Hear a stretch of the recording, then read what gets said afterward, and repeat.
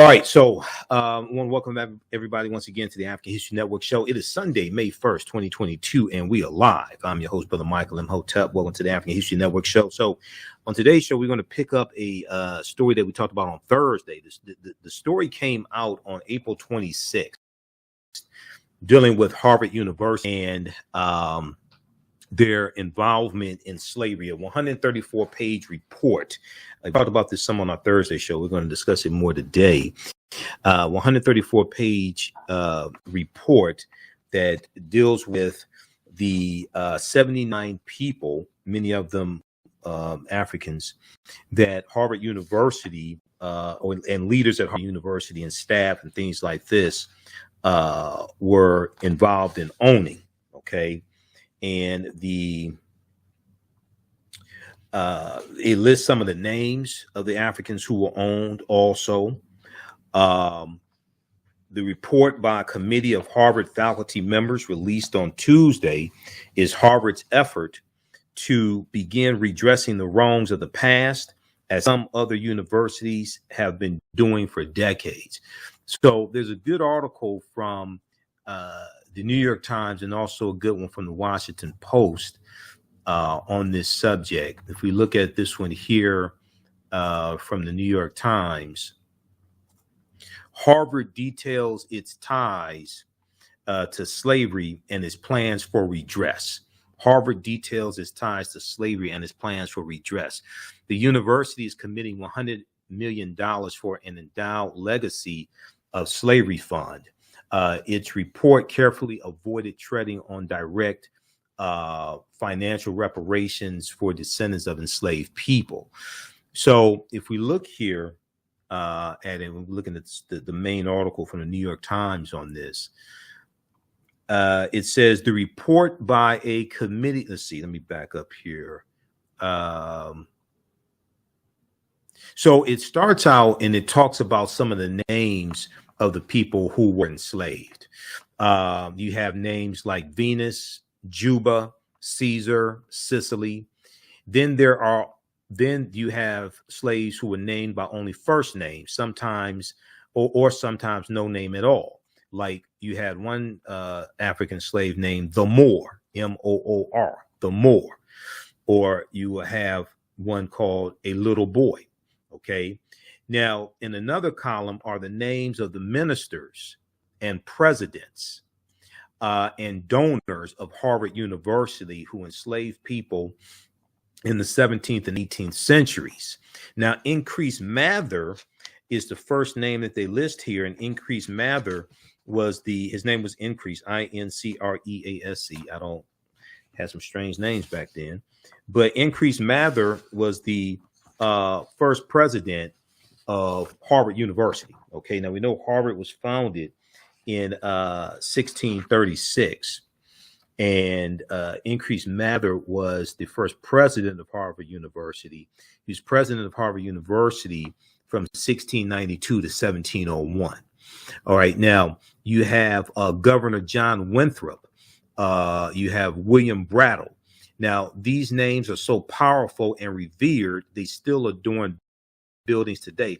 What study shows is the involvement of different aspects of American society involved in slavery.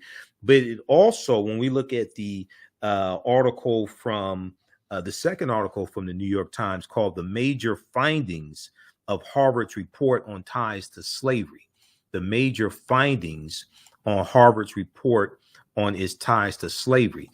This second article goes in and talks about how you had Europeans here in this land who were loaning money to British slave owners and European slave owners in the Caribbean, enslaving African people. And so African slave labor in the Caribbean, it shows how it was benefiting white people here in this country, even though those African slaves in the Caribbean didn't come here. So there's a section, the university benefited from plantation owners. This second article really goes through and highlights the main findings, the main takeaways. Okay, slavery was part of daily life at the university, at Harvard University.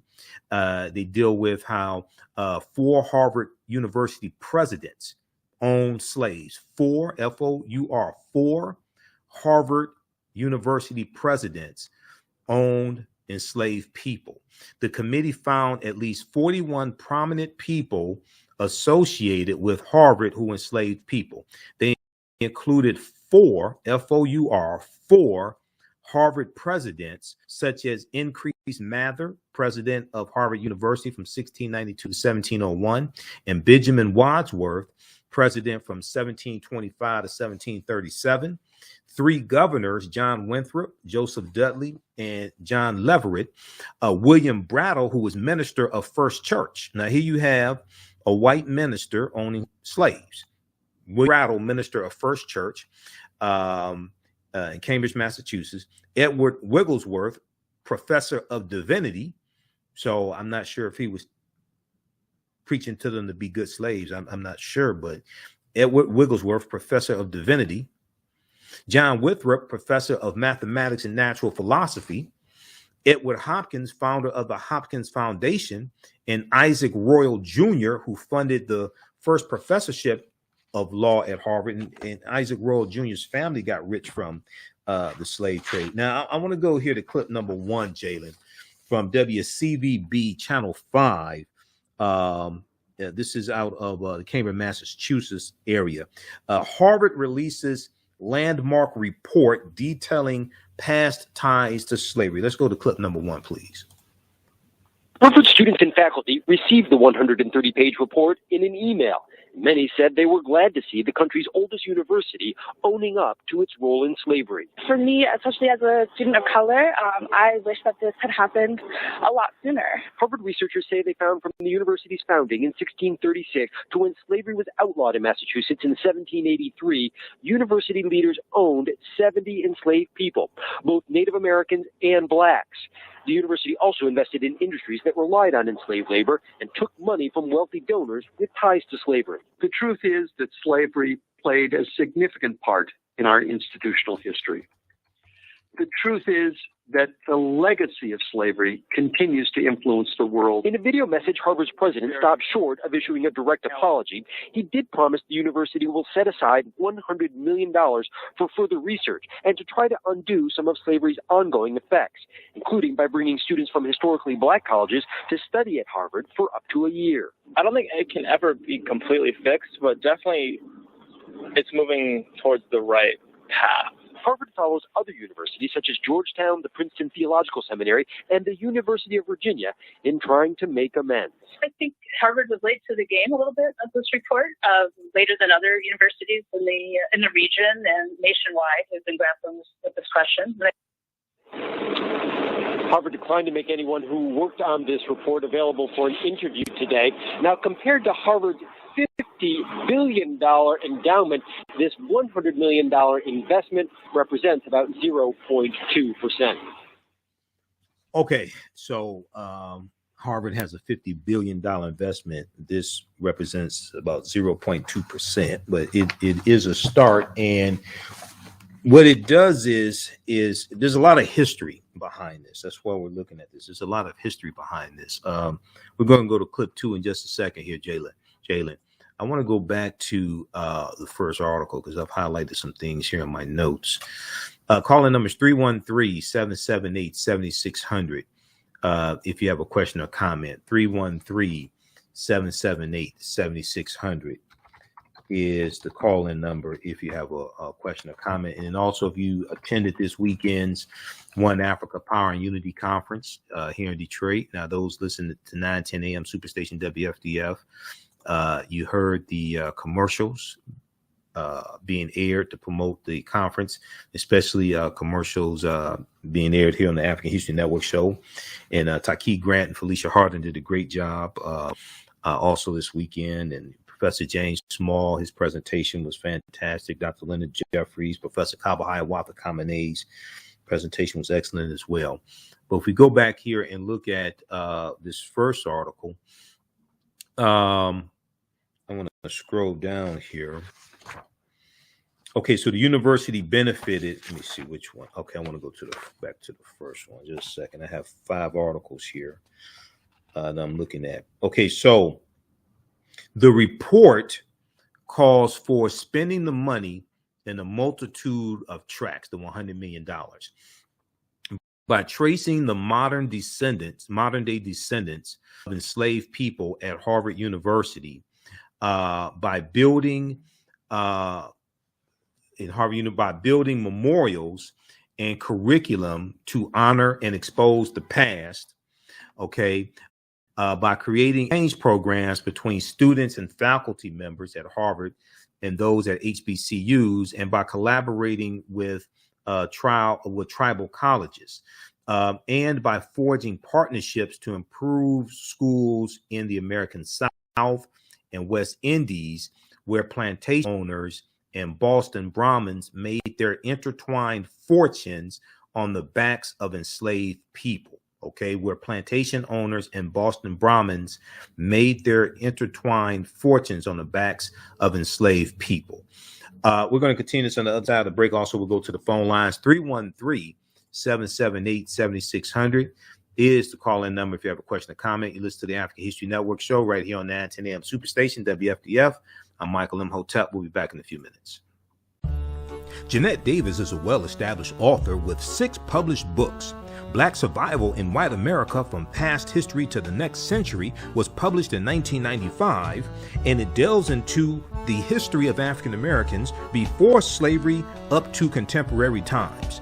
The Great Divide Between Blacks and Whites was released in 2008, and her autobiography, Black Just Like My Mama, was published in 2010. Soulful Journey, The Business of Beings, was released in December 2021, and her 2 latest books, Echoes from the Heart, Love Throws Poetry, and Master Being Human, were both published in January of 2022. Jeanette Davis' writings delve deeply into the psyche of Black people from ancient to contemporary times. She cuts no corners and leaves no stones unturned in relating truth, letting the chips fall where they may on both African and European doorsteps. Order Jeanette Davis's books today at Amazon.com. Search for Jeanette Davis and get to know her work today. Welcome back to the African History Network show right here on 910 AM, the Superstation, the Future Radio. I'm your host, Brother Michael Imhotep. All right, it is Sunday, May 1st, 2022, and we are live. I had a very, very busy weekend. I was at the 2-day One Africa Power and Unity Conference here in Detroit. So you heard me talk about it, and we interviewed a lot of the scholars the past 2 weeks who are going to do presentations there today. So we had a fantastic turnout for the first conference, and people learned a lot as well. I met a lot of our listeners here on 910 AM Superstation WFDF, but then also people who watch me on YouTube, watch the show on YouTube, listen to the podcast, things like that. So got to talk to a lot of people all weekend. Calling numbers 313-778-7600. If you have a question or comment, once again, 313-778-7600 is the call-in number. Before we go to clip number 2, I want to go to the phone lines. Let's go to Brother Jeff on line 1. Jeff, welcome to the African History Network show. Thanks for holding. Tell us where you're calling from. Yeah, I'm calling here from Southfield, Michigan? Yeah. Okay. Go ahead. You're on the air. Yeah, well, what I want to say here, I'm a mixed descent. Okay, you're breaking up a little bit. You said, what was that you said? You were breaking up a little bit, Jeff. I am of mixed descent. Mixed descent? Yes. Okay. And what I want to say is that I think that it's a travesty here that, you guys keep on, you keep on crying about slavery. Who's crying? Slavery's not a bad thing. You said slavery's not a bad thing? No, it's not. Okay. Because if we still had slavery, then you guys would be in order. Okay. There wouldn't be no killing. Jeff. Now, when you first called in, you said you're of mixed descent. What you should have said is you are mixed up. because that's what you are. Thanks. Have a good day, Jeff. Get your phone fixed also. Have a good day. See, that's how you deal with trolls like that. You can call in here if you want to act a fool. You're going to get dealt with. I don't play that. Go call somebody else's show with that nonsense. And get a good phone when you call in also, Jeff. All right. You listen to the African History Network show, 313-778-7600 if you want to call in. Now, if you want to act a fool, you're going to get embarrassed here. We got people watching all around the world. You're going to get embarrassed, okay? And, you know, how many African people does Jeff want to be the slave of? How many African people, if slavery was good, then how many African people does Jeff want to be the slave of? Who's going to keep white supremacists in control? So, yeah, I was with Dr. Leonard Jeffries, Professor James Small all weekend. This is the wrong time to mess with me with some BS. I'm just warning you right now. Okay. I was with them all weekend. Okay. All right. So let's go back to like a real discussion. You know, I've been doing radio 12 years. I've dealt with trolls. Okay, so that ain't nothing new. That's what happens. But let's get back to the business at hand. If we go back and look at this now, the first article on this is the big one. This is what a lot of other articles cited. This one here from the New York Times. Harvard details its ties to slavery and its plans for redress. All right. Now, if we go to if we go back and scroll down here, the report by a committee of Harvard faculty members released on Tuesday, April 26th, is Harvard's effort to begin redressing the wrongs of the past, as some other universities have been doing for decades. Now, as part of the process, the university's governing corporation has pledged $100 million to create an endowed legacy of slavery fund, that would allow scholars and students to bring Harvard's connections to slavery into the light for generations to come. Now, what a lot of people want to do is hide how this country, especially Europeans in this country, white people in this country, still benefit from the legacy of slavery. This is one of the reasons why you have the attack on the GOP, what Republicans call critical race theory, which is not even critical race theory.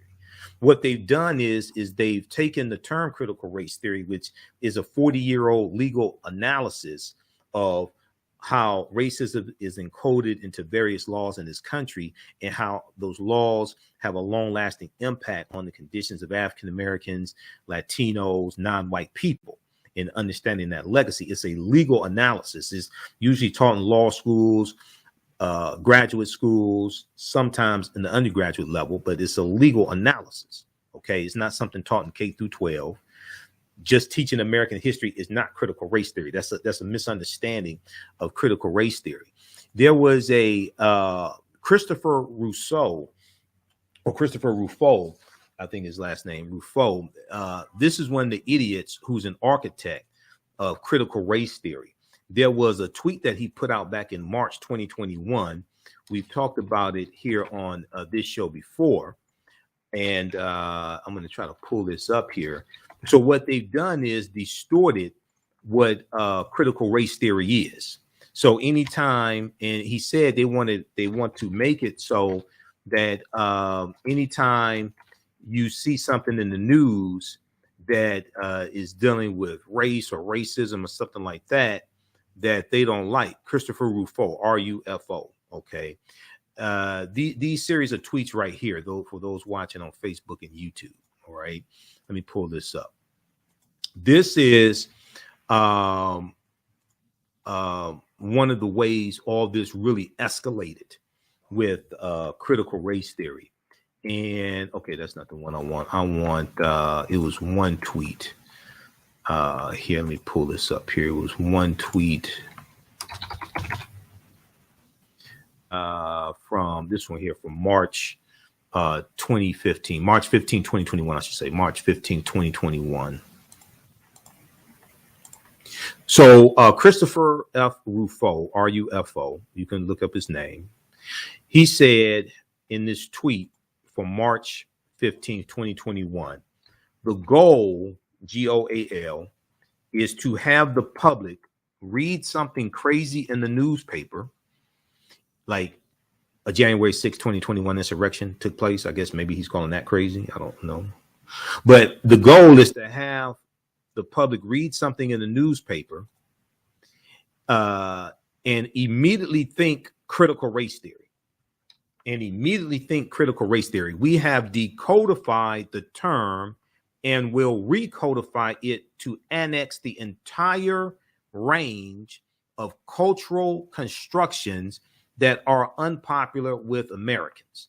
Now, what he should have said, little Chris, is crisscross or crossed Chris, or whatever you want to call him, mixed up Chris. Maybe he's related to Jeff. What he should have said is unpopular with white Americans. That's what he really should have said. But he didn't want to tip his hand and tip you off to what was coming. But this is what was at the beginning of this whole fervor over critical race theory. All right, now let's go to clip number 2 here. Now, this is from clip number 2 is from NBC News. This is Joshua Johnson on NBC News. And Harvard announces $100 million fund after new study finds ties to slavery. Let's go to clip 2, Jalen. America's oldest university is confronting one of its darkest legacies. Harvard just completed a deep dive into its past and it discovered some painful truths and announced plans to address them. The report is called Harvard and the Legacy of Slavery. It looks at the school's deep connections to wealth generated from slave labor. This report shows that Harvard's faculty and staff enslaved more than 70 people during the 17th and 18th centuries while slavery was legal in Massachusetts. Harvard says it will now spend $100 million to address its ties to slavery. Based on the report's findings, those ties run very, very deep. The university says it was directly invested in sugar and rum industries in the Caribbean, as well as cotton and railroads in the U.S. In the first half of the 1800s, slavery profiteers accounted for more than a third of Harvard's private donations. In other words, Harvard's ties to enslavement helped fund its rise to prominence. Now, other prestigious universities have made similar findings, including Brown and Georgetown, and more than 80 schools have joined a consortium called Universities Studying Slavery. So what's behind this wider movement, and why now? Joining us to discuss it now is Katie Mangan, a senior writer for the Chronicle of Higher Education. Ms. Mangan, welcome. Good to have you with us. Thank you. It's good to be with you. What have some of the early reactions been like to Harvard's report? Well, it was a truly remarkable report that came out today when President Lawrence Bacot released this statement and also a 130-page report outlining how the university has not only had historical ties to slavery, but been complicit and perpetuating what he called profoundly immoral practices. Okay. These are very, very strong words. Pause it right there, Jade. I know we're coming up on the break. Just back it up about 20, 30 seconds or so. We'll continue this on the other side of the break. We'll go back to the phone lines. Listen to the African History Network show right here on 9:10 a.m. Superstation, WFDF. 313-778-7600 is the call-in number if you have a question, comment. Even dumbass people can call in too. You know, you may get embarrassed, but you can call in if you want to. This is the wrong day to mess with me. 313-778-7600 is the call-in number if you have a question or comment. This is the African History Network show right here on 9:10 a.m. Superstation and Future Radio. We'll be back in a few minutes. Jeanette Davis is a well-established author with 6 published books. Black Survival in White America from Past History to the Next Century was published in 1995, and it delves into the history of African Americans before slavery up to contemporary times. The Great Divide Between Blacks and Whites was released in 2008, and her autobiography, Black Just Like My Mama, was published in 2010. Soulful Journey, The Business of Beings, was released in December 2021, and her 2 latest books, Echoes from the Heart, Love Throws Poetry, and Master Being Human, were both published in January of 2022. Jeanette Davis' writings delve deeply into the psyche of Black people from ancient to contemporary times. She cuts no corners and leaves no stones unturned in relating truth, letting the chips fall where they may on both African and European doorsteps. Order Jeanette Davis's books today at Amazon.com. Search for Jeanette Davis and get to know her work today. The work that I do is larger than the fashion industry. It's larger than the art world. And I believe that I was born to bring newness into this world. I'm Kaima McIntyre. I'm 24 years old and I'm an artist. I create everything from paintings to jewelry design, metaphysical jewelry to be specific, and fashion design. The only reason why my prom dress went viral is because people needed it. Within a few days of going viral, Notori Naughton reached out to me and she's like, I saw your dress, can you make me a dress? I was equally as shocked to be asked by a celebrity to design their dress at the age of 17. That's just one person, and the list just continues to go on to Janet Jackson, to Tyra Banks. It really hits home. That means that the discussion is happening on the grounds in real time. Welcome back to the African History Network show right here on 910 AM Superstation WFDF. Okay, so right before the break, we were sharing this clip here from NBC News.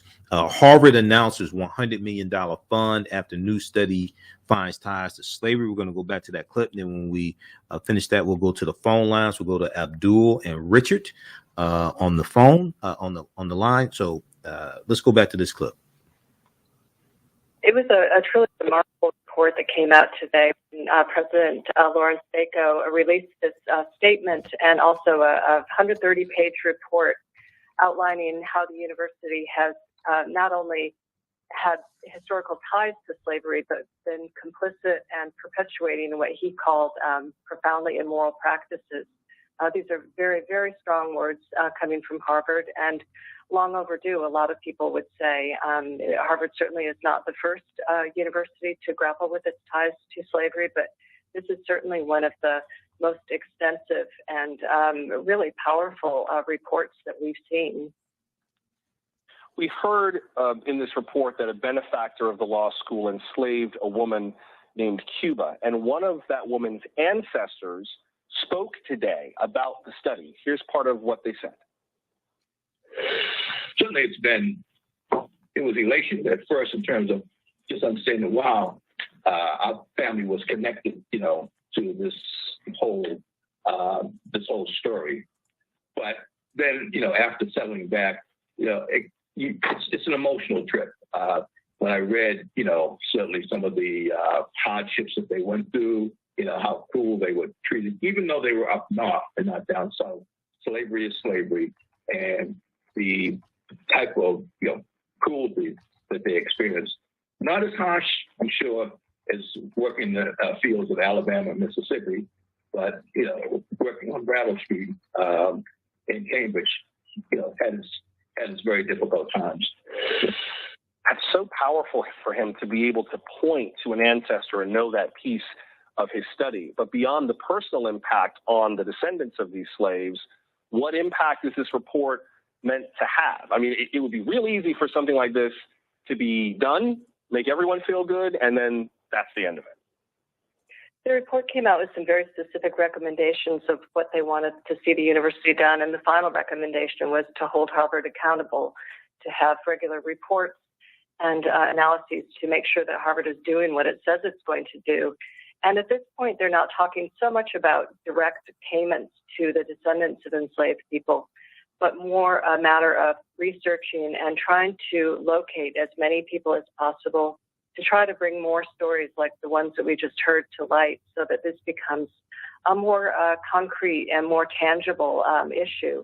When you're dealing with real people, real stories, that's one of the things that we're seeing other universities do, is to spend a lot of time trying to track down these descendants, hear their stories, and get them involved in the steps moving forward that Harvard has pledged to take using this very, very sizable amount of money. If we could back up to that list we were just showing in terms of what Harvard plans to do with the $100 million that it has committed to this project, including establishing a legacy of slavery fund, creating memorializations and curricula around enslaved people, developing partnerships with historically Black colleges and universities, and also connecting to Native communities. I learned from this report that Harvard's charter said it was supposed to educate white and Indian residents of the colonies, but only one person of tribal descent received a degree in Harvard's earlier days. Is there a timeline for the use of this money, or are there any kind of guardrails on where this money goes, or is that still being figured out?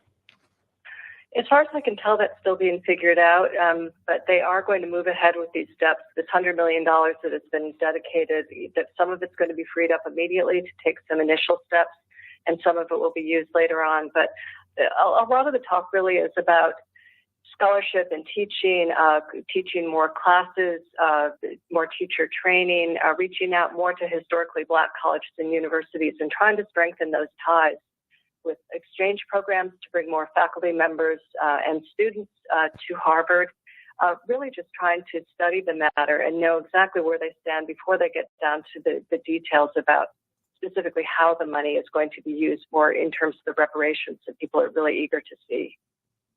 I should note, by the way, that NBC News did reach out to Harvard University and asked if someone could be made available for tonight's broadcast. The university declined, but that invitation stands.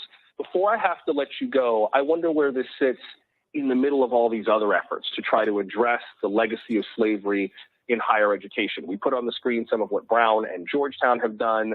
There have been a number of efforts to deal with economic gaps. Students from disadvantaged backgrounds, Harvard and Stanford are two of the schools that have said, if you get admitted, we will come up with the money to let you in. You do not have to worry about paying for your education. How does this fit into all of the rest of those efforts to sort of close some of these racial gaps before we go? I think it's a very important part in terms of trying to really come to terms with the legacy of discrimination and just to make very, very real why it is that colleges are taking all of these steps to try to plug equity gaps. These equity gaps are only growing and have grown more since COVID. And so I think it's just there's a new urgency right now to make sure that universities are not just paying lip service to these efforts to close equity gaps, but that they're really doing something about it. And I think the feeling is that bringing these stories to light and bringing these people to tell their stories is only going to help solidify the resolve of universities to take the steps that they're being called on to take to plug these long-standing and in fact widening equity gaps. I should note, by the way, the report is online at legacyofslavery.harvard.edu. It is a remarkable piece of research. Legacyofslavery.harvard.edu. Catherine Mangan of the Chronicle of Higher Education, thank you for making time for us. All right. So that's from NBC News, April 26, 2022. We're coming up on a break. When we come back from the break, we're going to continue this discussion because it talks about a Caribbean, the ties of some wealthy white men here in the U.S. and Africans in the Caribbean. It talks about that and sugar planters and rum distillers, things like this, the Caribbean connection. We'll also go to the phone lines. We'll go to Abdul and Richard on the phone. Calling numbers 313-778-7600, 313-778-7600. If you have a question or comment, listen to the African History Network show. I'm Michael Imhotep. We'll be back in a few minutes. STEM Forward, helping our community find their place in the emerging fields of science, technology, engineering, and mathematics. Join us for our monthly live stream on our website, stemforwardedu.org. Watch, subscribe, share. Also join our mailing list to stay up to date with STEM resources and opportunities. STEM Forward, the future is now. Watch, subscribe, share.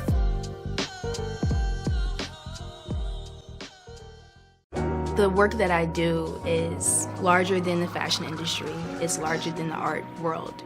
And I believe that I was born to bring newness into this world. I'm Kaima McIntyre. I'm 24 years old and I'm an artist. I create everything from paintings to jewelry design, metaphysical jewelry to be specific, and fashion design.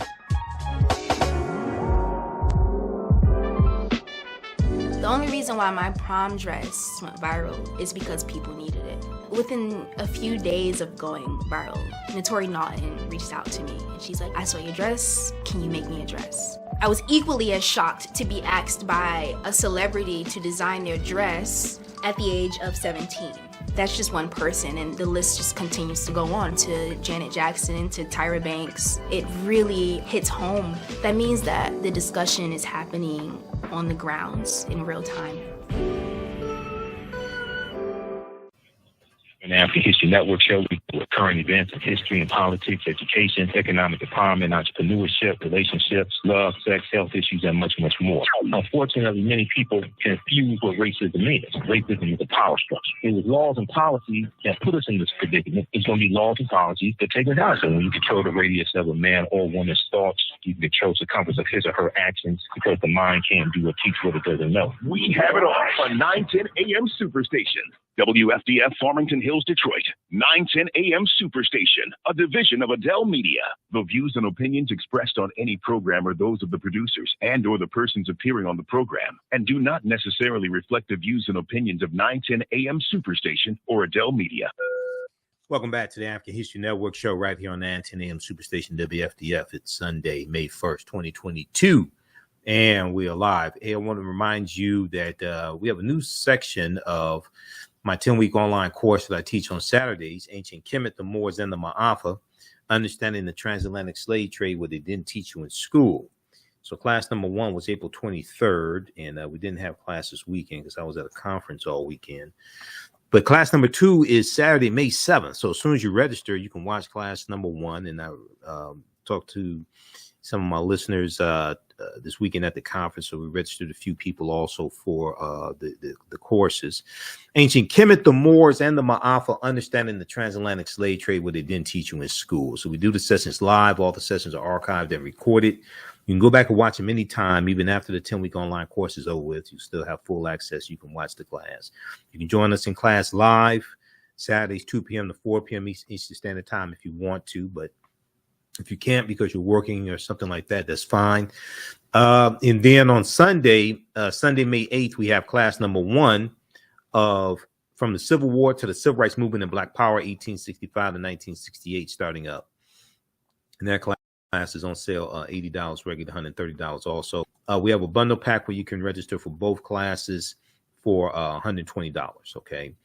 That's From the Civil War to the Civil Rights Movement and Black Power, 1865 to 1968. All right.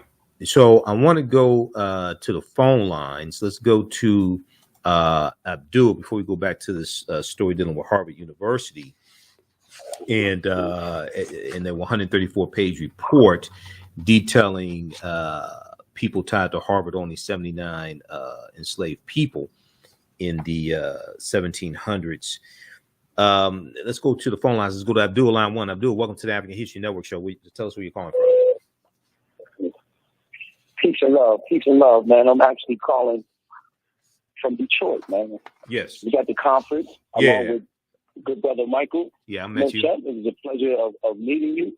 Yes, you too, brother. All I want to say, man, I want to be real clear, is that if you didn't make this conference, the energy and the synergy that was going through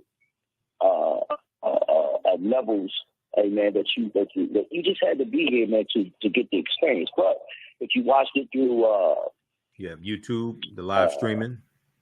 YouTube, live streaming, that's what I'm saying. You know, you can get a gist of what I'm talking about. But I just wanted to let my brother know I'm supporting him, and I have been supporting him. And I had a beautiful chance to meet him personally. Yes. But I love the work you're doing, Mike. And I don't want to hold the line up no more. But the conference was beautiful, and we're looking forward to the next one. Thanks. Enjoy your evening. All right, Abdul. Thanks for calling in. It was good meeting you also. Okay, let's go to Richard. Hey, Richard, thanks for holding. Tell us where you're calling from, Richard. Oh, I'm calling from Detroit, and I'm a product of Southern University. Okay. But I'm old, dinosaur, you're young. But we were taught how a lot of institutions and like big businesses, I think it was Aetna which at one time was an Atlantic Fleet. Mm-hmm. There were people in California, there were some black families, once they got the Freedom of Information Act, they tracked these companies down. And I remember one family in Oakland got $9 million. And the sad part about it, the Mormons in Utah, they have these type of, I don't know what you call it, records, that genealogy. They have a little record where you can go there and do the research. And they help some of these people in that manner to like get reparations. Okay. The thing about it is, I don't ever think the United States government is ever going to like a stimulus check, whatever you call it, give every person that is a descendant of African slaves any paycheck. No, that's not You can happening. trace from Lyndon Baines Johnson when he was in office, the poverty programs. I guarantee you from that time all over to now as we speak, they probably have spent trillions trying to catch people up, and everybody else rips them off. You know, like I feel sorry for Black Lives Matter founding when the people are now being investigated for, like, you know, all these type of monies that they got. It's painful to see that, but on all ends, people are trying to race bait, whites, black, anybody, if they can get money. Mm-hmm. But I think the problem is that the black colleges should make all the other white colleges in those states come up with the type of programs that I think you're talking about, to look at how they say, look at Grambling College, their sports facility, and look at what? LSU. When if they could say, okay, let's give these black colleges the same type of, how you say, facilities and resources, and have them in those type of positions. That way you can kind of catch people up. But one thing is bad. All those black athletes, They don't go to black college. They want to go to a white college, and then they want to go to the pros. And the sad part about it, none of them would ever say, we need to own the teams. Colin Kaepernick never said anything about owning the team. I admire him, but the next best thing is own the team. There was a such thing as the Negro League, and guess who owned it? Blacks. Right. Thank you for your time. All right. Thanks for calling. Now, two things. One, yes, there's an investigation into some Black Lives Matter leadership buying a $6 million property, something like that. I don't want to cast the entire Black Lives Matter movement under a cloud of investigation of mishandling money, things like this, because that's dealing with a few people. Okay, so, and we don't know the outcome of the investigation either. So I don't want to, not saying Richard was trying to do that, but I don't want to try to cast that cloud over the entire movement. One, two, Brian Flores, who was suing the NFL, has been making ownership and the lack of African-American ownership an issue. And he's been exposing this and calling attention to this. Okay. So even though Colin Kaepernick may not have, Brian Flores is. All right, now I want to we're going to stay on this topic for a few more minutes, and I want to go to the second story, which is going to take a larger segment, and so we'll get to that in just a minute. Now I want to go back to let's see, I want to look at this other article here from New York Times. This is the major findings of Harvard's report on its ties to slavery. So that is the second article right here. Okay, the major findings of Harvard's report on its ties to slavery. Harvard University issued a 134-page report investigating its ties to slavery and its legacy. Here are the key findings. Also, actually, there were three things I wanted to comment on regarding Richard's call. The third one, because I had to pull up this article so I can make my point here. You remember a couple of weeks ago, we talked about California, the California Task Force, and a 5-4 ruling dealing with who they would distribute reparations to in the state of California. And was it going to be to all the African Americans in California, or is it just going to be by lineage, meaning that you have to prove that you were a descendant of someone who was enslaved in California, African American descendant of someone who was enslaved in this country? Well, and I just saw the article here. Where is that one? Okay, it was New York Times article. Yeah. California task force votes to offer reparations only to descendants of enslaved people. Okay, only to descendants of enslaved people. The decision came after weeks of debate about whether all Black Californians should receive reparations. So they're doing it based upon lineage as opposed to race.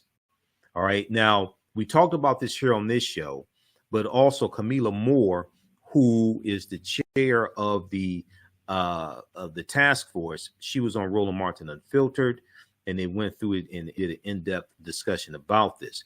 The reason why they had to do it based upon lineage as opposed to based upon race is because based upon the 1964 Civil Rights Act, it's illegal to have a race-based program, okay? Meaning that a program or benefits or something like that for only one race of people, okay? Unless maybe it's based upon treaties for like Native Americans or something like this, okay? Now, some people may say, well, the Japanese, they got reparations, okay, for being in internment camps in World War II, okay, and that was a bill that passed Congress in 1988 under President Ronald Reagan, and you had about 82,000 Japanese who received $20,000, 82,250 as of February 19th, 1999. I'm looking at the memo from the Department of Justice. They received $1.6 billion, okay? But if you get past, once you get past headlines and actually read the document, it only went to those who were actually put in the internment camps. It didn't go to all Japanese. This is the fundamental mistake that people make, and the pipe dream that's being sold about reparations like crack. This is why with California, they had to do it based upon lineage as opposed to you just being Japanese, because they had to go directly to those who were harmed. All right. Now, this is, I'm going to try to pull this up here so everybody can see this, because if you're waiting on a reparations check in the mail, and I got some magic beans I can tell you, that ain't happening. Now, this is a 10-year program to compensate. Let me pull this up. 10-year program to compensate Japanese Americans interned during World War II closes its doors. That's the name of this document. And I thought I had this bookmarked. Okay, this right here.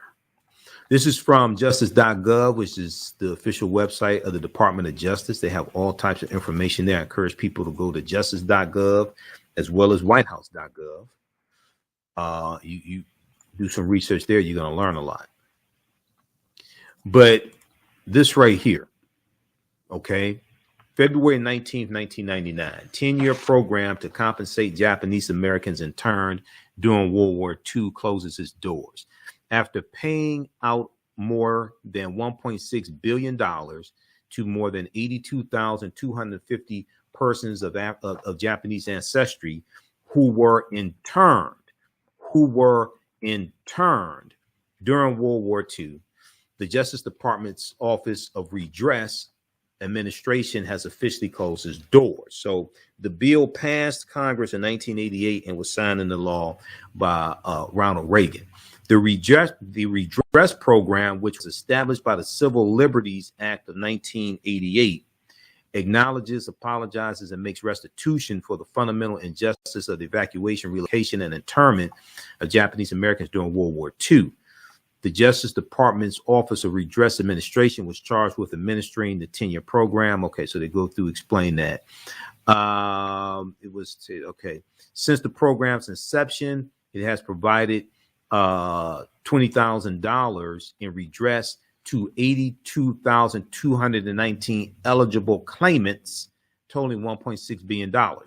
Then they go through and stipulate what the requirements were to receive the restitution. In order to have been eligible for restitution, an applicant had to have been alive on August 10th, 1988, a U.S. citizen or permanent resident alien during the internment period, okay, from December 7th, 1941 to June 30th, 1946, a U.S. citizen or permanent resident alien during the internment period. So that meant that it didn't go to all Japanese Americans, okay? You had to be here in the U.S. during that internment period, a person of Japanese ancestry, or the spouse or parent of a person of Japanese ancestry, and evacuated, relocated, interned, or otherwise deprived of liberty or property as a result of federal government action during the internment period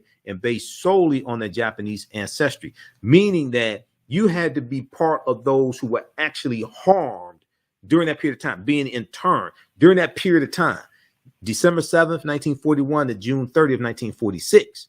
Okay. It didn't go to all Japanese Americans. All right. So you have to understand the difference. That's why it's important to read. We'll deal with this on the other side of the break. Listen to the African History Network show. I'm Michael Imhotep. We'll be back in a few minutes. Abundant Capital Group is a real estate investment company with over 20 years of experience in real estate. They specialize in two areas of real estate.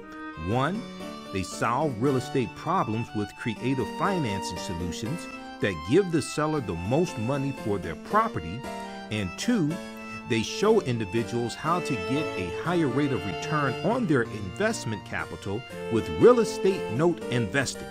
If you are looking to sell or need to sell your property, here is what they provide. Market value offer, even if you have little or no equity. They typically pay all closing costs, which can be thousands of dollars. They close on a date of the seller's choosing, and the seller does not have to be out of the house at the time of closing. They take the property in an as-is condition, and the seller is not required to make any repairs. Give them a call or email them today for a free consultation and see how they can help you with your real estate needs. Call them at 973-475-8488. That's 973-475-8488. Visit their website, abundantcapitalgroup.com. That's abundantcapitalgroup.com. And email them at acg@abundantcapitalgroup.com. Follow them on Instagram and Facebook at Abundant Capital Group. What does self-care mean to you? To us, it's an opportunity to reconnect with nature. A chance to create something remarkable. At Sage and Elm Apothecary, our handcrafted skincare and household products immerse you in Earth's sweetest nectar, connecting you to nature in a way you never imagined. See for yourself and visit us at sageandelmapothecary.com. Welcome back to the African History Network show right here on 910 AM, the Superstation, the Future Radio. Okay, so right before the break, we were talking about Harvard University, the $100 million fund dealing with slavery, okay, and correcting the wrongs of slavery. And it was detailing the impact, it was detailing the connections between prominent people, presidents of Harvard and those who were faculty, things like this, and slavery. Okay. But we ended the break, right before the break, we were talking about Japanese Americans, because many people say, oh, well, Japanese Americans got reparations for being put into internment camps. So this piece from justice.gov, Department of Justice website, lays out what the stipulations were.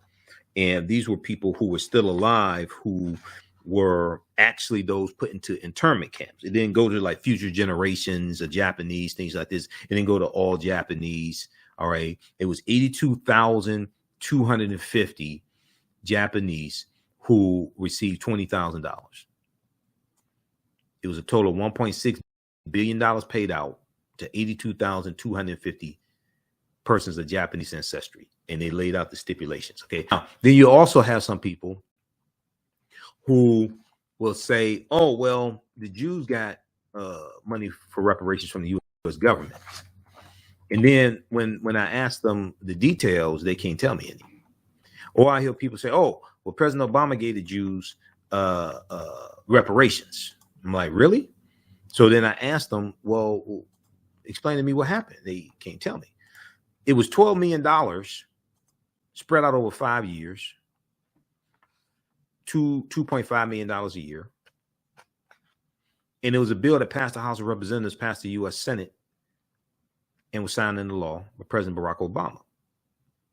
Did it go to all the Jews in the U.S.? No, it didn't go to all the Jews in the U.S. It was about 13,000 who were actually Holocaust, what was it? Some 130,000 Holocaust survivors are living in the U.S. according to the government estimates. And there's a document that gets deeper into this. I want the other document. There's about 13,000 Holocaust survivors that received the money. It was $12 million over 5 years. There was another document that's more detailed than this one that I want to find here.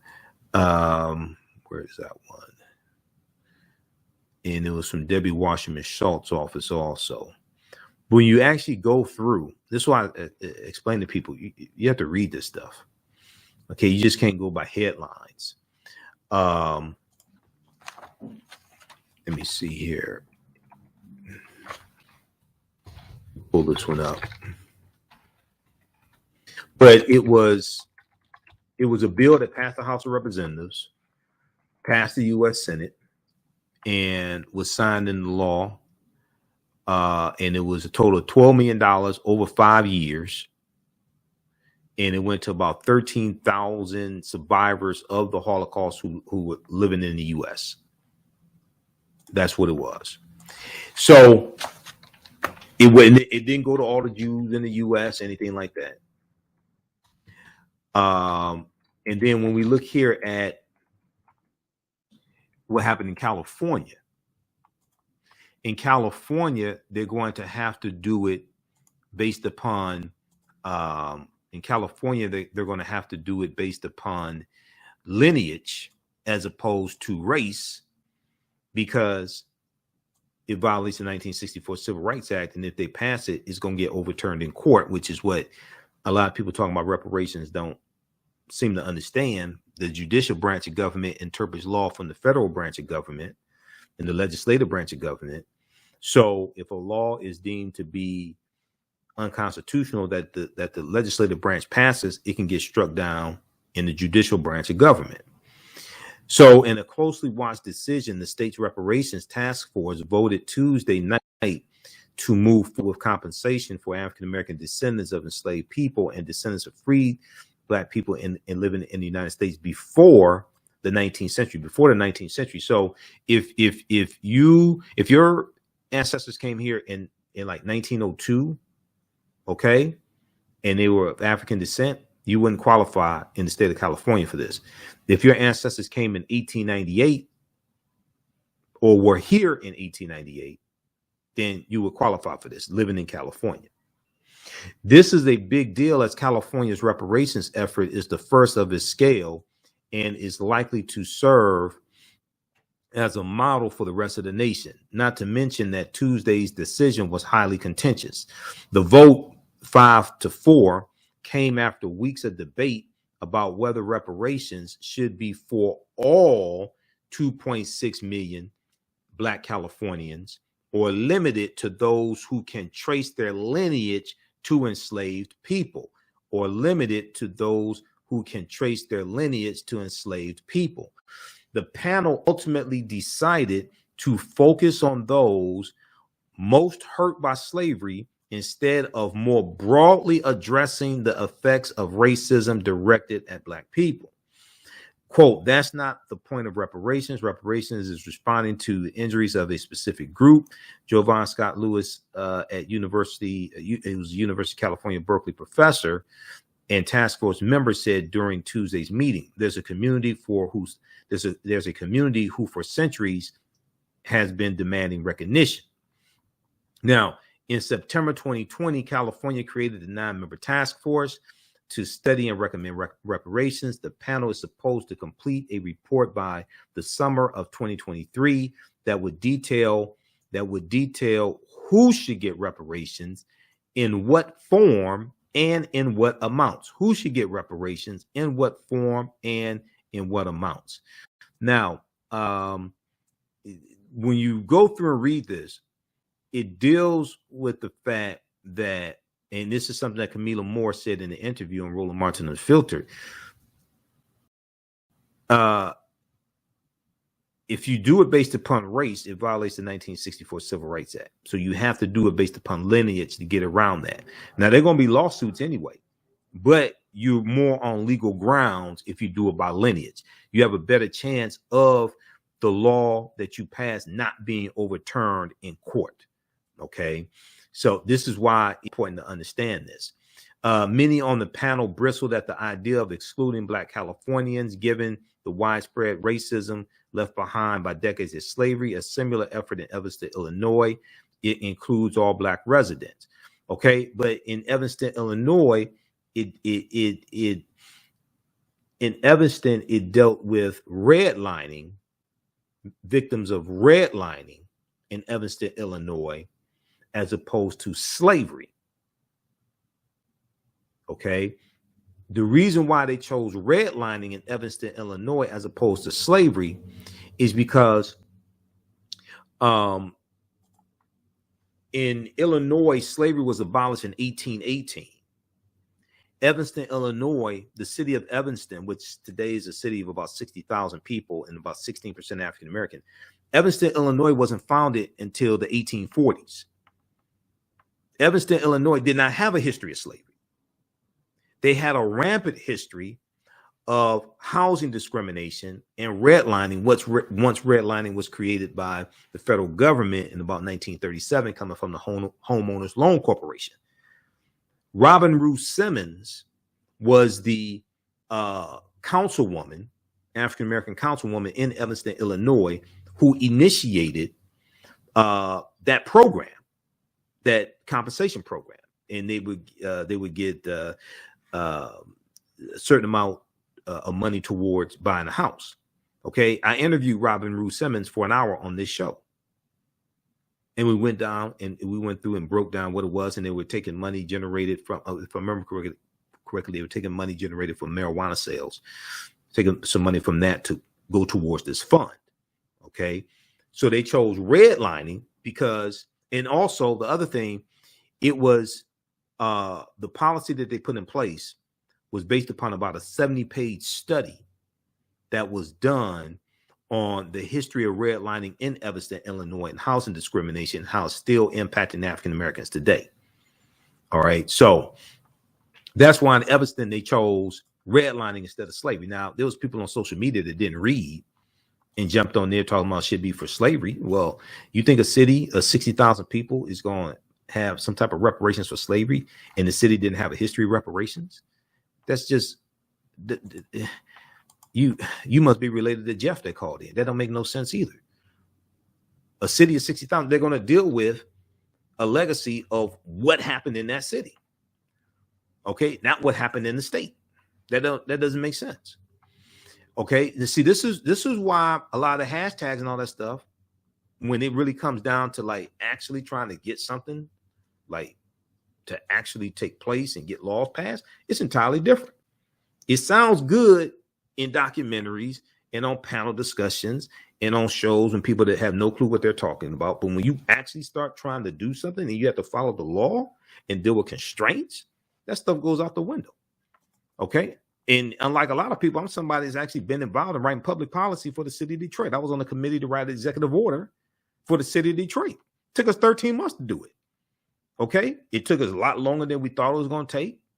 It went through a number of revisions. We had to work with the legal department. We had to work with different departments in the city. We had to work with the unions as well. Okay. And then what we came out with is not what we had in mind when we first started doing the executive order. Okay. But you're dealing with reality. All that stuff sounds real good in documentaries and all that stuff. It doesn't work like that in the real world. Listen to the African History Network show right here on 910 AM Superstation and Future Radio. When we come back, I want to deal with this segment from Tiffany Cross's show. It was an African-American Democrat, African-American Republican. They were talking about Biden-Harris administration policies. And the Black Republican asked, how have African-Americans benefited from the Biden-Harris administration policies? Okay. They didn't get into it deep there, but we're going to talk about it here and pick up our discussion from Thursday because we have the evidence. Listen to the African History Network show. We'll be back in a few minutes. What does self-care mean to you? To us, it's an opportunity to reconnect with nature. A chance to create something remarkable. At Sage and Elm Apothecary, our handcrafted skincare and household products immerse you in Earth's sweetest nectar, connecting you to nature in a way you never imagined. See for yourself and visit us at sageandelmapothecary.com.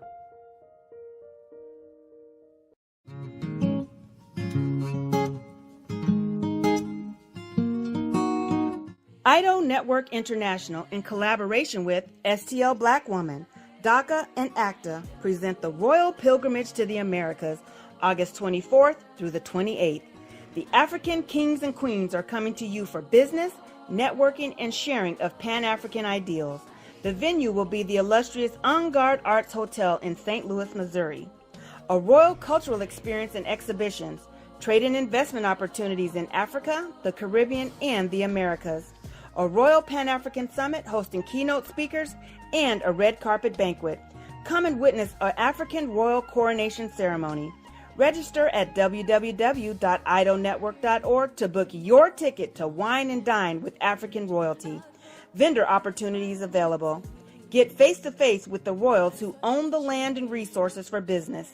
Contact DACA for deal room information at 602-730-4572.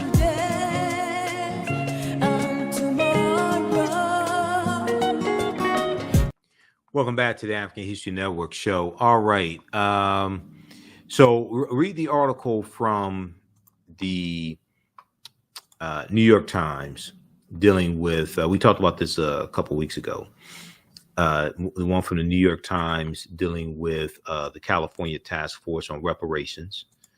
A lot of this stuff sounds good, you know, in theory, but then when you actually try to go through and read about what they went through to be able to get to the decision that they came to. Okay. Watch interviews with Camilla Moore. This stuff sounds real simple when people really don't understand how this stuff works. Other panelists, we go back to the article very quickly here. Other panelists expressed concerns that it would be difficult for descendants of enslaved people to prove their ancestry so they could qualify for payments. Others said they worried that barring some Black Californians from reparations would cause unnecessary fighting within the Black community. But after hours of debate, those who wanted to limit the payments to descendants of enslaved people prevailed. Camilla Moore, a lawyer and task force chair, said that trying to solve larger problems of racial equity was not the panel's responsibility. Trying to solve larger problems of racial equity is not the panel's responsibility. Quote, that's a whole other task force, Camilla Moore, who's an attorney, said during the meeting. This is a reparations task force for the institution of slavery. Now, California doesn't have a huge history of slavery. May have had 1,500 people enslaved because California comes into the Union in 1850 as a free state. Okay, California was part of Mexico. California becomes a territory of the U.S.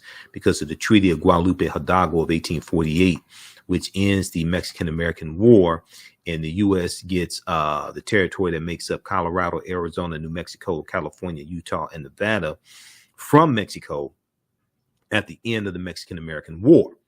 All right. So California doesn't have, a big history of slavery, even though it was about 1500. There was an article from The Conversation that we dealt with here on this show a couple weeks ago when we dealt with this story dealing with the California Task Force. Read this article here because I have to transition to the next topic here. The little known story of how slavery infiltrated California and the American West. The little known story of how slavery infiltrated California and the American West, August 11th, 2021. Okay, so read this, and this gives you some background information. Now, I want to, before we leave the story dealing with Harvard University, and I want to go to, let's see, it was this one, major takeaways here. On page 2, dealing with the major takeaways. Where is that here? Okay. On page 2, dealing with the major takeaways, it talks about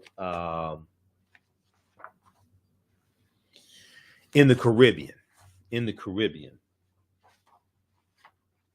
This right here, and I need to grab my notes again.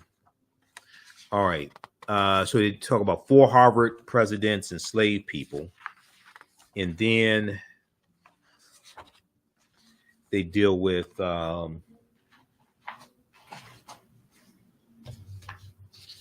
let's see, the next page is the university benefited from plantation owners. The university benefited from plantation owners, okay? And if you scroll down here, you look at that sentence. So they break down the connection between the South and the North, and the South growing content in the textile mills in the North. Throughout this period, so while New England's image has been linked to popular culture to abolitionism, the report from Harvard University, the 134-page report from Harvard University, said wealthy plantation owners and Harvard were mutually dependent for their wealth. Wealthy plantation owners in the South, largely in the South, and Harvard University in Cambridge, Massachusetts, were mutually dependent for their wealth. Quote, throughout this period and well into the 19th century, the university and its donors benefited from extensive financial ties to slavery, the report said. These profitable financial relationships included, most notably, the beneficence of donors and who accumulated their wealth through slave trading. The beneficence of donors who accumulated their wealth through slave trading from the labor of enslaved people on plantations in the Caribbean islands and in the American South. From the labor of enslaved people on the plantations in the Caribbean islands and the American South. So you mean that Africans on plantations in the Caribbean contribute to the GDP of America also? I thought it was just slaves here in the U.S. that contributed. So you mean that Africans in the Caribbean contributed also? They were making money off of them. Slave owners here in this country were making money off of African slaves in the Caribbean? Huh. And from the northern textile manufacturing industry, supplied with cotton grown by enslaved people held in bondage. The university also profited from its own financial investments. Harvard University also profited from its own financial investments, which included loans to Caribbean sugar planters, rum distillers, and plantation suppliers, along with investments in cotton manufacturing. So you mean to tell me that Harvard University profited from loans it made to white people who own sugarcane plantations in the Caribbean, and they had African slaves. So African slaves were making Harvard University rich. So African slaves in the Caribbean were also contributing to enriching Harvard and these Europeans at Harvard University. Not just the Africans who were enslaved here, but also in the Caribbean, which contributed to building America. Okay, let that sink in. Go read it again. Let that sink in. They weren't here. They were African. They weren't here in the U.S. They're in the Caribbean. But the money made off of them in Harvard University, the university also profited from its own financial investments, which included loans to Caribbean sugar planters. I don't think most of the slaves on those sugarcane plantations in the Caribbean were white people. All right. Now, I want to go to, let's see here. Okay, let's switch gears here. So on the Cross Connection with Tiffany Cross, we're going to the clip I just sent you that's on Instagram, Jalen. There was this discussion back on Saturday, April 23rd, Saturday, April 23rd. It was Elie Mystal, who I like sometimes. Elie Mystal, he's pretty interesting, African-American attorney. He's a Democrat. And Rufus Montgomery, he would have a name like Rufus. Rufus Montgomery, CEO of the CASCON group, and he's a Republican. And the conversation came up, how have the Biden-Harris administration policies benefited African Americans? Benefited us a lot. We're going to deal with the evidence on the other side of the break, but let's listen to a little bit of this clip here. Let's go to the clip, Jalen, from Tiffany Cross, the Cross Connection, MSNBC. Okay, I'm just going to say it. I don't know a lot of Black Republicans who really ride for Black people. I mean, just take a look at just some of the things they're saying. Why are we voting the way that we vote? What are the policies that we truly believe in? Because, really, the Black population or the minority populations, we're generally more conservative. We just don't vote that way. And so they know that I'm a danger to them. Senator Lewis is one of the greatest senators that's ever been. And for African American, it was absolutely incredible how they began to throw his name on a bill of the voting rights. I think it's a shame. First of all, when you look at the bill, it just doesn't fit what John Lewis stood for. Hear me clearly. America is not a racist country. Okay, those are all things not ever heard at the cookout. Let me assure you. Just pause it right there for a second. Just pause it right there for a second, Jalen. Okay, so just in case you didn't recognize the voice, that was Herschel Walker showing how ignorant he is. He's talking about John Lewis being a senator. John Lewis was a congressman. He was in Congress. He wasn't in the Senate. Those are two different chambers of the legislative branch of government. So Herschel Walker, who's running to be a U.S. senator, Herschel Walker know what a Senate is? I don't understand this.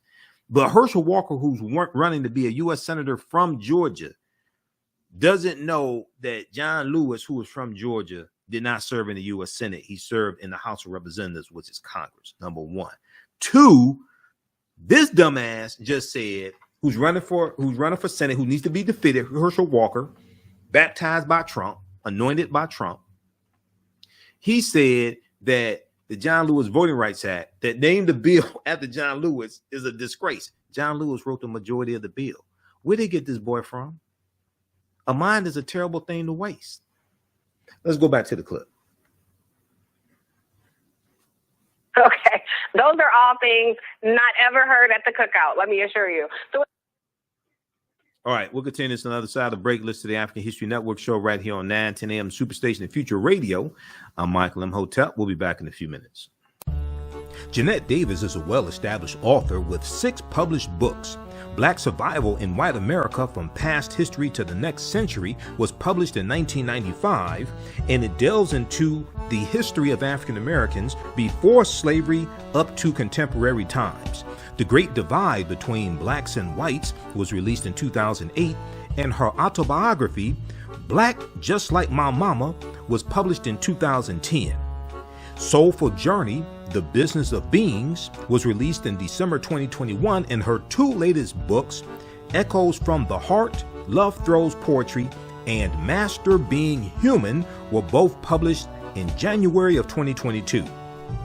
Jeanette Davis' writings delve deeply into the psyche of Black people from ancient to contemporary times. She cuts no corners and leaves no stones unturned in relating truth, letting the chips fall where they may on both African and European doorsteps. Order Jeanette Davis's books today at Amazon.com. Search for Jeanette Davis and get to know her work today. The work that I do is larger than the fashion industry. It's larger than the art world. And I believe that I was born to bring newness into this world. I'm Kaima McIntyre. I'm 24 years old and I'm an artist. I create everything from paintings to jewelry design, metaphysical jewelry to be specific, and fashion design. The only reason why my prom dress went viral is because people needed it. Within a few days of going viral, Notori Naughton reached out to me and she's like, I saw your dress, can you make me a dress? I was equally as shocked to be asked by a celebrity to design their dress at the age of 17. That's just one person, and the list just continues to go on to Janet Jackson, to Tyra Banks. It really hits home. That means that the discussion is happening on the grounds in real time. Welcome back to the African History Network show right here on 910 AM Superstation Future Radio. Hey, if you'd like this type of information, you can support the African History Network. $, the AHN show through Cash App, $, the AHN show through Cash App. Also through PayPal, paypal.me/the AHN show. We have the information also on the homepage of our website, AfricanHistoryNetwork.com. This helps us keep doing the research, stay on the air, keep broadcasting, pay some of the bills as well. This is our official Cash App account, $, the AHN show, SHOW. When you go to it, it'll say Michael and show my picture there. These other ones here that we have listed, these are fake African History Network Cash App accounts. So I'm trying to get them shut down. We also have the PayPal button there as well. And be sure to register for the new 10-week online class I teach on Saturdays, 2 p.m. to 4 p.m. Eastern Standard Time. Ancient Kemet, the Moors, and the Maafa, understanding the transatlantic slave trade, what they didn't teach you in school. As soon as you register, you can watch class number 1. We did April 23rd. Class number 2 is Saturday, May 7th, 2 p.m. to 4 p.m. Eastern Standard Time. We do the sessions live. All the sessions are archived and recorded. You can go back and watch it anytime. You don't have to be present in class to watch it. Even a year from now, you can go back and watch the entire class. Okay, so I want to go back to this clip here from the Cross Connection, Tiffany Cross. Let's go back to this clip, Jalen.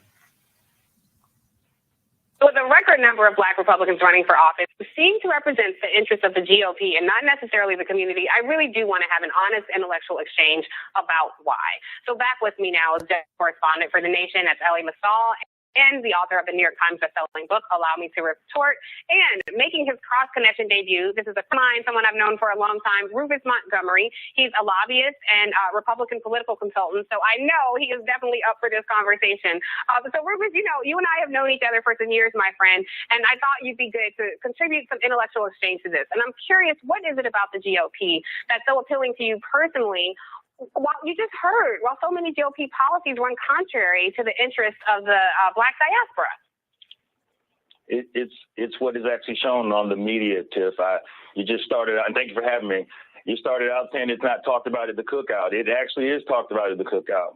Across the country, African Americans are talking about what's going on with the current administration, what's actually happening.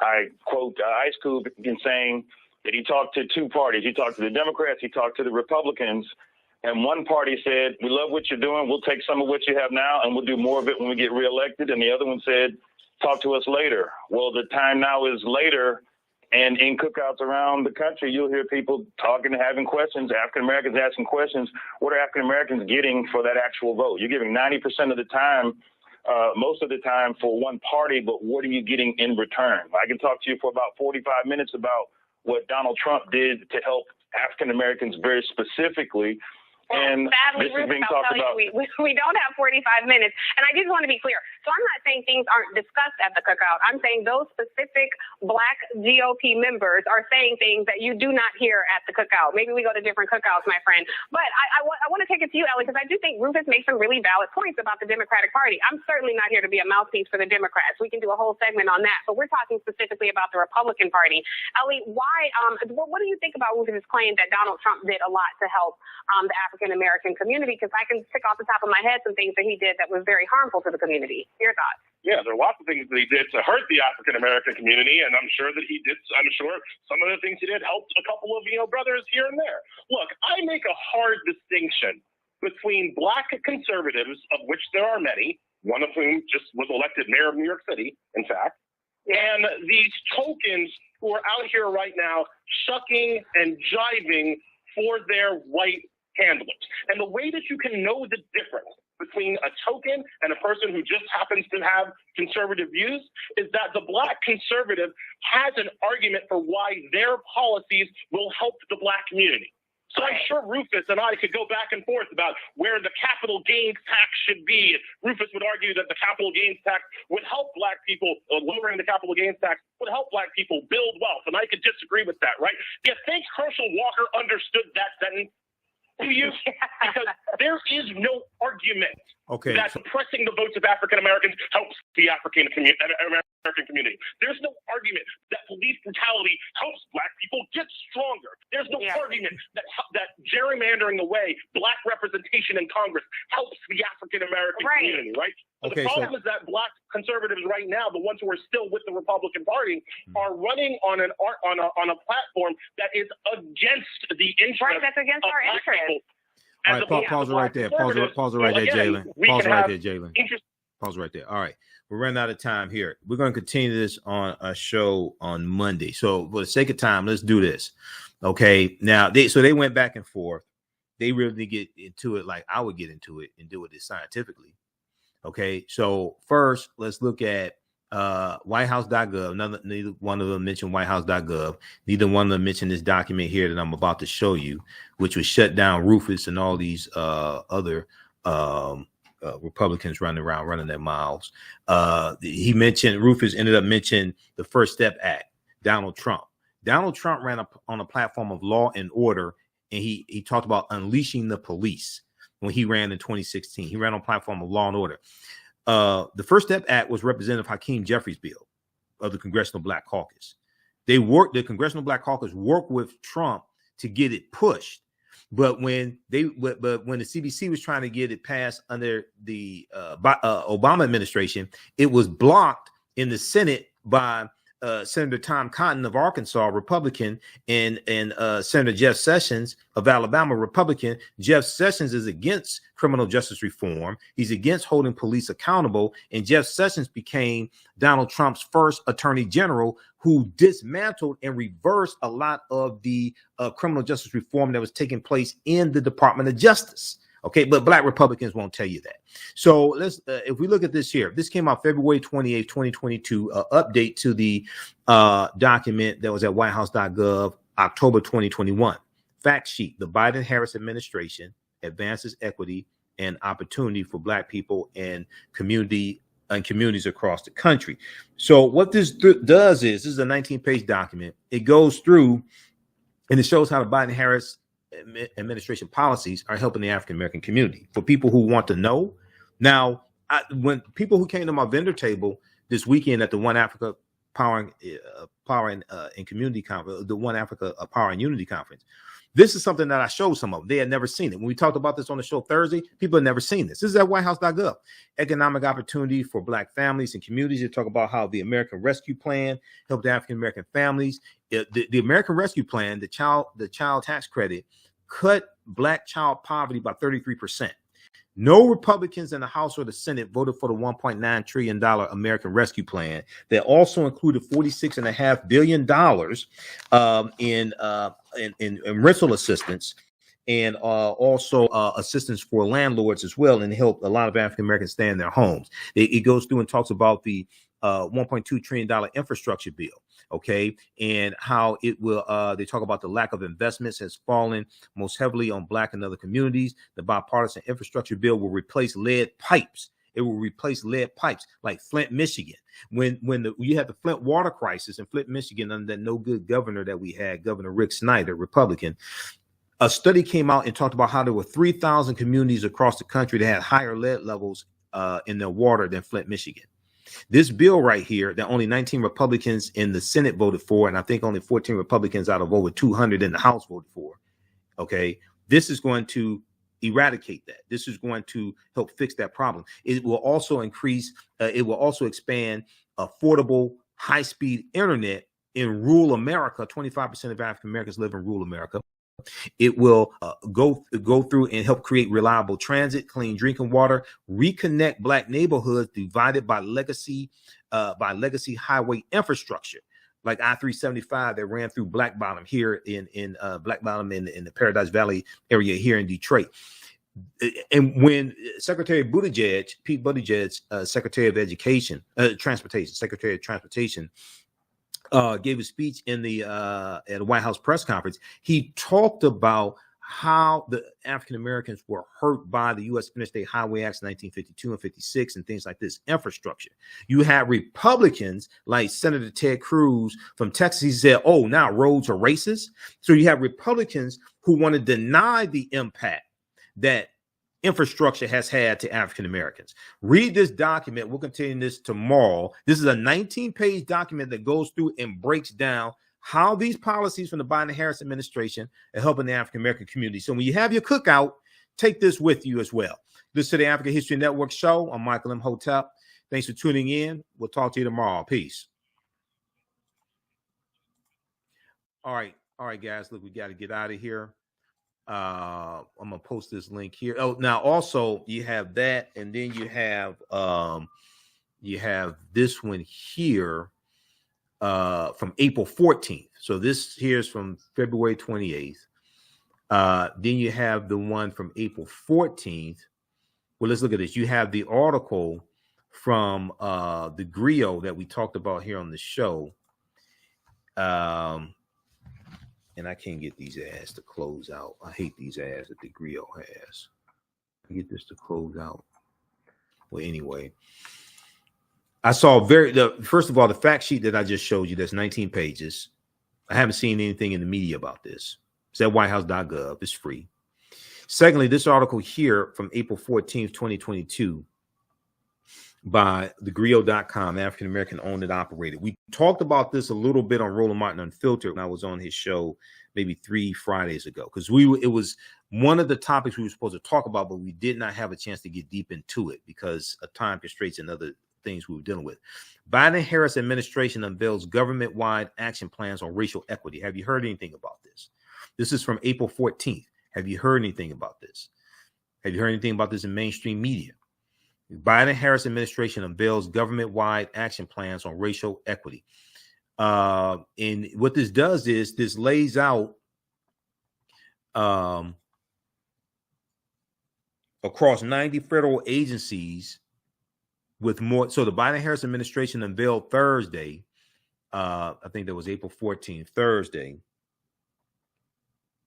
a massive government-wide action plan to advance racial equity across 90 federal agencies with more than 300 strategies, across 90 federal agencies with more than 300 strategies and commitments laid out by government leaders. Have you heard about this? The announcements from the dozens of federal agencies are the start of fulfilling an executive order signed by President Joe Biden on his first day in office to advance racial equity across the entire federal government. This is something that was initiated day one, January 20th, 2021. Have you heard about this? Okay, this ties into Executive Order 13985. Executive Order 13985. And if you go look at the fact sheet here from April 14th, 2022, that once again is at whitehouse.gov, So you can bring this up at the cookout. Biden-Harris administration releases agency equity plan actions to advance equity and racial justice across the federal government. Okay. Now, I still find it interesting. I haven't really heard about this in mainstream media. On his first day in office, President Joe Biden signed Executive Order 13985, advancing racial equity and support for underserved communities through the federal government. That historic order directed the whole of the federal government to advance an ambitious equity and racial justice agenda. Today, more than 90 federal agencies, including all cabinet level agencies, are releasing their first ever equity action plans that lay out more than 300 concrete strategies and commitments to address systemic barriers in our nation's policies and programs that hold too many underserved communities back from prosperity, dignity, and equality. Have you heard about this? This came out April 14th. I've seen very little in media, period, about this. The article, I think the only article I really saw on this was from the GRIO, which is African American owned and operated. Then they go through, this is a 6-page document. Okay, this is 6 pages. This is relating to the executive order and the results of the executive order, the policies being laid out. Okay, so they go through and look at the Department of Labor. Okay, the Department of Labor, the Department of Housing and Urban Development, the EPA, Environmental Protection Agency. They look at the Department of Transportation as well, the Department of Justice,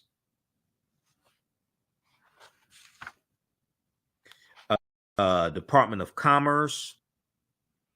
The Department of Commerce is investing nearly $50 billion in broadband infrastructure deployment, affordability, and digital inclusion efforts to help close the digital divide, which is based upon racial discrepancies in who has access to high-speed internet and who does not, particularly for rural and tribal communities. 25% of African Americans live in rural America. They talk about the Department of Homeland Security.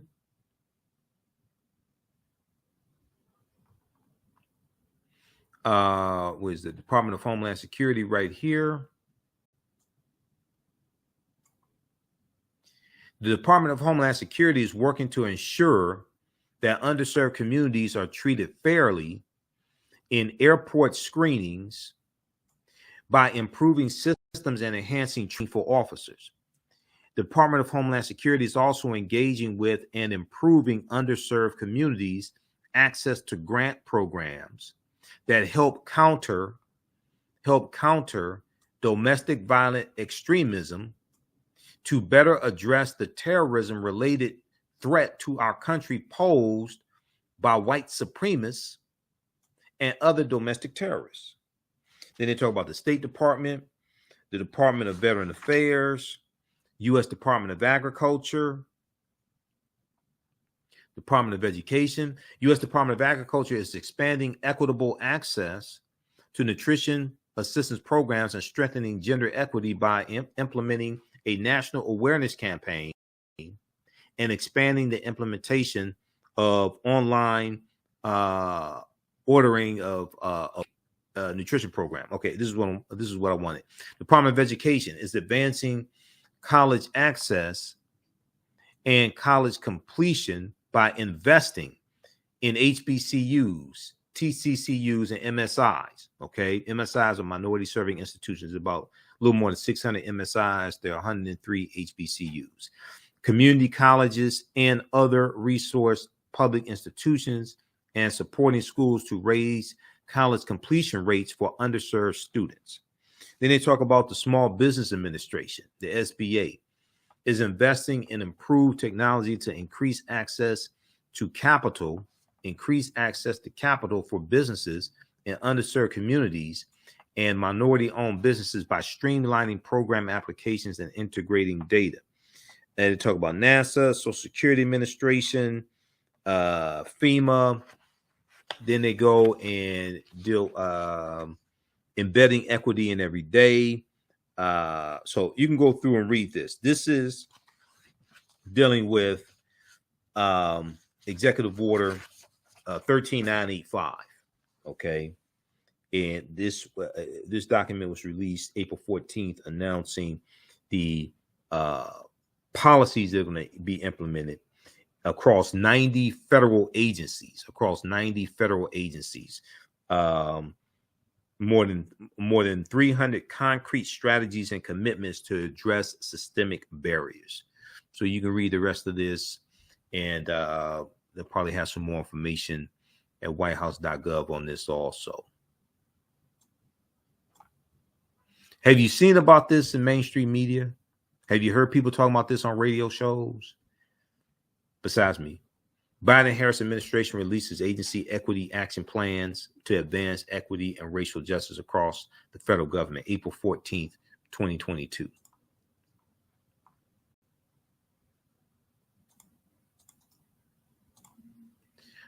Okay, look, we have to get out of here. Remember, at the African History Network, we focus on educating, empowering, and inspiring people of African descent throughout the diaspora and around the world. We'll continue this discussion on tomorrow's show. And be sure to register for the online classes I teach on Saturdays and Sundays. Ancient Kemet, the Moors, and the Maafa, understanding the transatlantic slave trade, what they didn't teach you in school. And we have a course bundle pack. You can register for all 3 classes for $120. It includes Great African Women in History, the Mothers of Civilization. You can register for all 3 classes for $120. If you've taken any of my online classes in the past, email me at AHNshow@AfricanHistoryNetwork.com, AHNshow@AfricanHistoryNetwork.com, and you'll get a 50% discount. Okay. We have to get out of here right now. It's correct wrong behaviors. Not over till we win. Wakanda forever. And we'll talk to you tomorrow. Peace.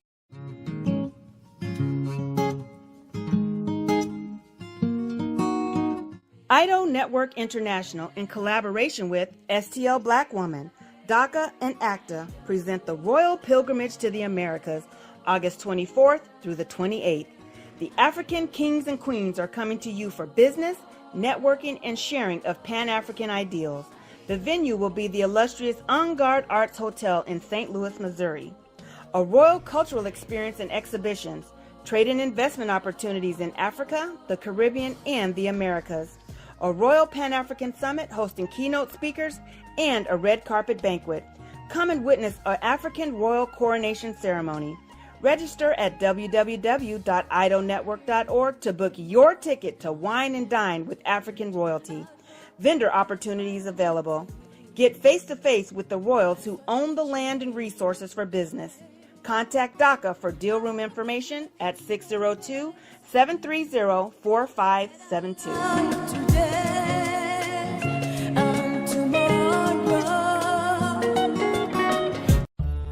Jeanette Davis is a well-established author with 6 published books.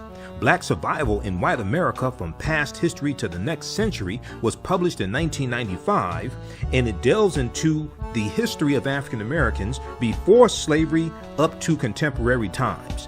The Great Divide Between Blacks and Whites was released in 2008, and her autobiography, Black Just Like My Mama, was published in 2010.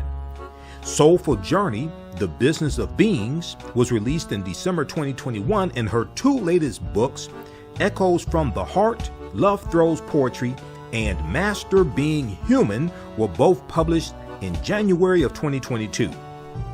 Jeanette Davis' writings delve deeply into the psyche of Black people from ancient to contemporary times. She cuts no corners and leaves no stones unturned in relating truth, letting the chips fall where they may on both African and European doorsteps. Order Jeanette Davis's books today at Amazon.com. Search for Jeanette Davis and get to know her work today.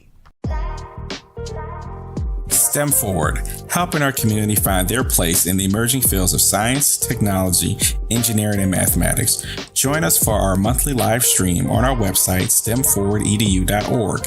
Watch, subscribe, share. Also join our mailing list to stay up to date with STEM resources and opportunities. STEM Forward, the future is now. Watch, subscribe, share.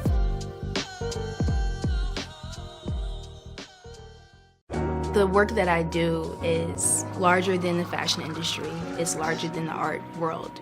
And I believe that I was born to bring newness into this world.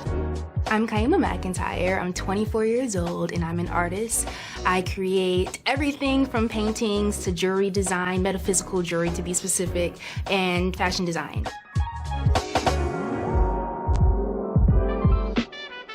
The only reason why my prom dress went viral is because people needed it. Within a few days of going viral, Notori Naughton reached out to me and she's like, I saw your dress, can you make me a dress? I was equally as shocked to be asked by a celebrity to design their dress at the age of 17. That's just one person, and the list just continues to go on to Janet Jackson, to Tyra Banks. It really hits home. That means that the discussion is happening on the grounds in real time.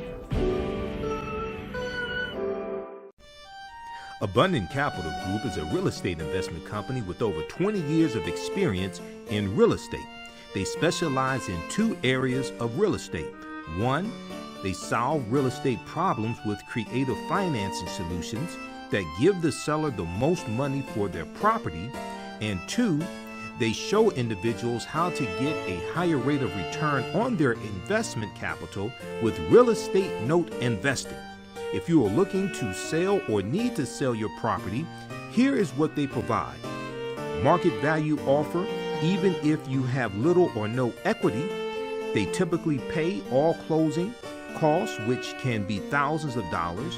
They close on a date of the seller's choosing, and the seller does not have to be out of the house at the time of closing.